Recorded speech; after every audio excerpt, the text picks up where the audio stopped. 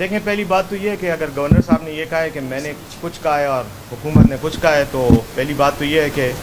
شاید انہیں ہماری اس میسج کا یا اس لیٹر کا انگریزی میں صحیح ترجمہ کرنا نہیں آیا۔ ہم نے تو ان کو یہی کہا تھا کہ ہیلی کاپٹرز جو ہیں وہ پرواز کے قابل نہیں ہیں اور 1 جنوری کے بعد اویلیبل ہوں گے۔ اس کی وجہ یہ تھی کہ ایک تو ہیلی کاپٹر آپ کو پتہ ہے کہ پرواز کے فوراً بعد سروسنگ کی ضرورت ہوتی ہے، اس طرح مسلسل اڑا نہیں سکتے اس کو آپ۔ اور دوسری بات یہ ہے کہ جو پائلٹ ہیں، یہ بڑا ہیلی کاپٹر ہے MI-17، اس میں 2 پائلٹ ہوتے ہیں، ایک سینئر ہوتا ہے چیف پائلٹ ہوتا ہے اور ایک جونیئر پائلٹ ہوتا ہے، وہ 2 پائلٹوں کے بغیر اڑ نہیں سکتا۔ اور جو پائلٹ ہے اس نے 25 تاریخ سے لے کر 1 جنوری تک چھٹی پہ ہے، وہ جو سینئر پائلٹ ہے، تو وہ جب واپس آئے گا تو تب یہ جہاز جو ہے ہیلی کاپٹر MI-17 اڑنے کے قابل ہوگا۔ تو اس وجہ سے انہوں نے چونکہ مانگا MI-17 تھا اور وہ اس وقت گراؤنڈڈ ہے،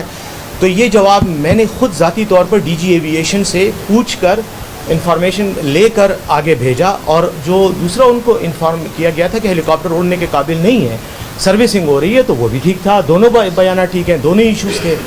اچھا، اب دوسری بات یہ ہے کہ انہوں نے یہ بیان آ رہا ہے، مطلب میں اس طرح کے بیانات کو زیادہ پسند نہیں کروں گا کہ میں کسی پہ وہ حملے کروں، لیکن میرا خیال یہ ہے کہ شاید وہ کوئی زیادہ ہی کیا کہتے ہیں خوش فہمی کا شکار ہو گئے ہیں گورنر بننے کے بعد۔ پہلی بات تو یہ ہے کہ اگر وہ یہ سمجھتے ہیں کہ گورنر ہاؤس میں وہ ہیلی کاپٹر کو لینڈ کرنے سے منع کریں گے، تو گورنر ہاؤس تو ان کا ذاتی تو نہیں ہے، ان کے نام پہ تو انتقال شدہ نہیں ہے، یہ تو حکومت پاکستان کا گورنر ہاؤس ہے اور خیبر پختونخوا میں واقع ہے۔ اور اگر آپ پہلے تو آپ روک نہیں سکتے ہیلی کاپٹر کی لینڈنگ کو، لیکن اگر آپ ایسی کوئی کوشش کریں گے تو ہم بھی بڑے آرام سے گورنر ہاؤس کے گیٹ کو باہر سے تالا لگوا کے آپ کو گورنر ہاؤس کے اندر بند کر دیں گے، کیونکہ گورنر ہاؤس کے باہر تو ہماری عملداری ہے۔ تو